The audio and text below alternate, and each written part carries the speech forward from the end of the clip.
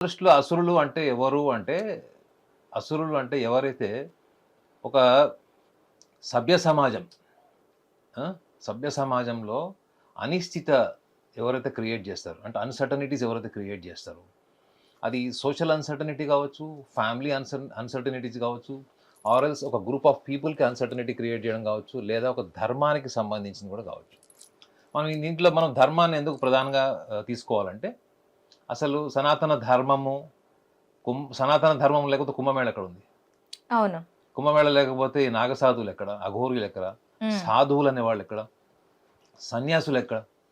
So, నేను చూసిన కోణం ఏంటంటే, మనకి సనాతన ధర్మము, కుంభమేళ అన్నప్పుడు అసురులు అనేవాళ్ళు ఆ కాలంలో ఉన్నారు కాబట్టి అప్పుడు తపస్సు చేశారు. తపస్సు కూడా ఎలా చేశారు వాళ్ళు? మందర మథనాన్ని క్షీరసాగమనం అంటే సముద్రం. అంటే అక్కడ మీకు మ మనం మందర పర్వతం. మందర పర్వతము, వాసుకి. సముద్రం, వాసుకి సముద్రం. అంటే ఇవన్నీ దేనికి సంబంధించినవి చెప్పండి? ఇవన్నీ కూడా ప్రకృతికి సంబంధించినవి. యెస్. జీవరాశులకు సంబంధించింది, ప్రకృతికి సంబంధించింది. సో, మనకి సామాజిక సందేశం ఏంటి అంటే, మనకి కుంభమేళలో ప్రకృతిని మనం గౌరవించాలి.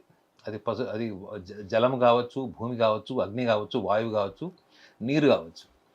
ఇందులో మనము సూక్ష్మంగా అర్థం చేసుకుంటే మనం ప్రకృతిని పరిరక్షించుకోవాలి. ప్రకృతితో మనం ఉండాలి. ప్రకృతిని మనం నమ్మితే అందులో నుంచే కదా మనకి అమృతం వచ్చింది. హ్మ్. క్షీరసాగరంలో నుంచే కదా మనకి అమృతం వచ్చింది. అమృతంతో పాటు మనకి కామధేనువు, కల్పవృక్షము, వరుసగా ఇవన్నీ కూడా మనకి ఈవెన్ గోమాత కూడా ఇవన్నీ కూడా అక్కడి నుంచి వచ్చినవి.